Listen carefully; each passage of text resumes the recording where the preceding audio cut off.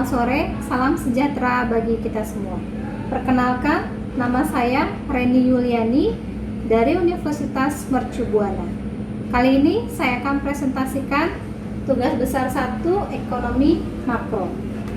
Di sini ada 5 pertanyaan. Pertanyaan pertama, jelaskan mengenai ruang lingkup ekonomi makro. Ruang lingkup dan indikator ekonomi makro membahas hal-hal seputar ekonomi secara keseluruhan. Secara umum, terdapat 3 ruang lingkup utama dari ekonomi makro yang meliputi pendapatan dan pengeluaran, pengangguran, serta inflasi dan deflasi. Pendapatan dan pengeluaran. Pendapatan dan pengeluaran nasional termasuk dalam ruang lingkup ekonomi makro yang utama. Pengeluaran nasional adalah total nilai seluruh produk negara pada masa dan waktu yang sudah ditentukan. Ruang lingkup pengeluaran biasa diukur dalam produk domestik bruto atau PDB. Semua yang diproduksi dan dijual akan menghasilkan pendapatan negara. Sedangkan untuk pengangguran merupakan salah satu dari ruang lingkup ekonomi makro yang dipelajari dalam cabang ilmu ini. Pengertian pengangguran merupakan orang yang tidak bekerja dan tidak menghasilkan meski dalam usia produktif. Tingkat pengangguran di Indonesia cukup tinggi. Dalam ilmu ekonomi, pengangguran di Indonesia cukup tinggi. Dalam ilmu ekonomi, data jumlah pengangguran dapat diukur dengan angka pengangguran, yaitu persentase pekerja-pekerja tanpa pekerjaan yang ada di dalam angkatan kerja atau usia kerja. Sedangkan untuk inflasi dan deflasi, ruang lingkup ekonomi berikutnya adalah inflasi dan deflasi. Dalam ilmu ekonomi, kenaikan harga disebut dengan inflasi. Lalu ketika harga menurun, maka terjadilah deflasi. Ekonom mengukur perubahan harga ini dengan menggunakan indeks harga. Sedangkan untuk pertanyaan kedua, diketahui negara Y memiliki data dalam 1 tahun sewa sebesar 800.000 US dollar, upah sebesar 500.000 US dollar, investasi sebesar 100.000 US dollar, bunga sebesar 30.000 US dollar, konsumsi sebesar 900.000 US dollar, nilai ekspor sebesar 20.000 US dollar, dan nilai impor sebesar 15.000 US dollar. Sedangkan untuk belanja pemerintah sebanyak 700.000 US dollar.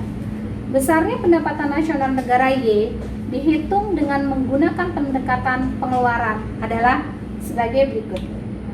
Kita dapat menggunakan rumus Y sama dengan C ditambah I ditambah G ditambah dalam kurung X dikurangi dengan M, dengan nilai C sama dengan 900.000 US dollar ditambah nilai I 100.000 US dollar ditambah nilai G 700.000 US dollar dalam kurung 20.000 US dollar dikurangi 15.000 US dollar.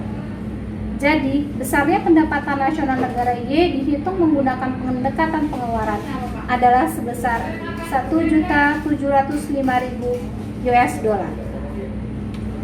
Sedangkan untuk pertanyaan ketiga, pada tahun 2019, PDB menurut harga yang berlaku bernilai 198,5 triliun dan pada tahun 2020 nilainya telah menjadi 225,7 triliun. Indeks harga tahun 2019 adalah 152 dan dalam tahun 2020 indeks harga adalah 160. Hitung pendapatan nasional real tahun 2020. Kita dapat menggunakan rumus PNB real tahun N sama dengan indeks harga pada tahun sebelumnya per indeks harga pada tahun N dikalikan PNB pada tahun N, atau dengan hitungan 152 per 160 dikalikan 225,7 triliun sama dengan 214,415 triliun. Untuk pertanyaan keempat, diketahui fungsi konsumsi C 200.000 plus 0,70. Jika besarnya tabungan masyarakat adalah 100.000, maka besarnya konsumsi adalah, kita bisa menggunakan rumus S sama dengan min A ditambah dalam kurung 1 dikurangin B dikalikan dengan Y, dengan S sama dengan min 200.000 ditambah 0,3Y. 100.000 ditambah 200.000 sama dengan 0,3Y. 300.000 sama dengan 0,3Y. 300.000 per 0,3Y. Y sama dengan 1 juta. C sama dengan 1 juta dikurangi 100.000 sama dengan 900.000. Maka besarnya konsumsi adalah 900.000. Sedangkan untuk pertanyaan terakhir, pertanyaan kelima, selama beberapa tahun terakhir, nilai impor Indonesia selalu lebih besar dari nilai ekspor. Analisa mengenai kebijakan impor-ekspor tersebut dan jelaskan dampak-dampaknya, serta berikan saran terhadap analisa saudara. Meningkatnya nilai impor di Indonesia diyakini lebih banyak konsumsi dan kebutuhan bahan baku dan barang.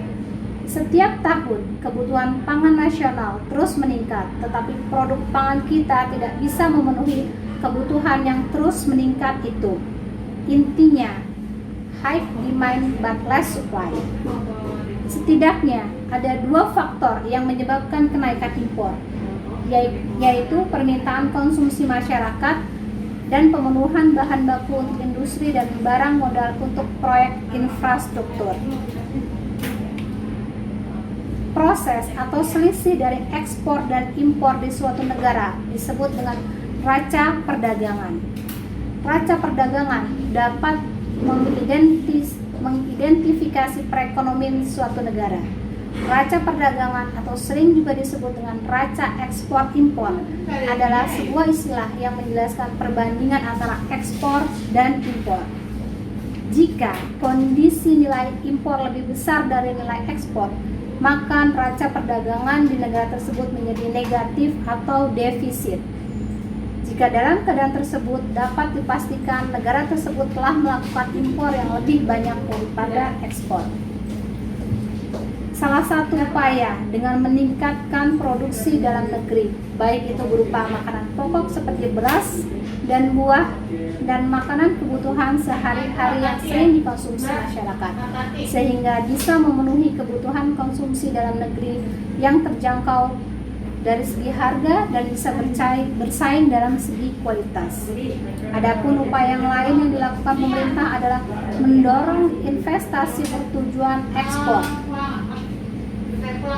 Cara untuk mewujudkan hal tersebut adalah dengan memberi insentif berupa tax holiday kepada sejumlah sektor industri, termasuk industri petrokimia, industri besi dan baja, dan industri hulu lainnya.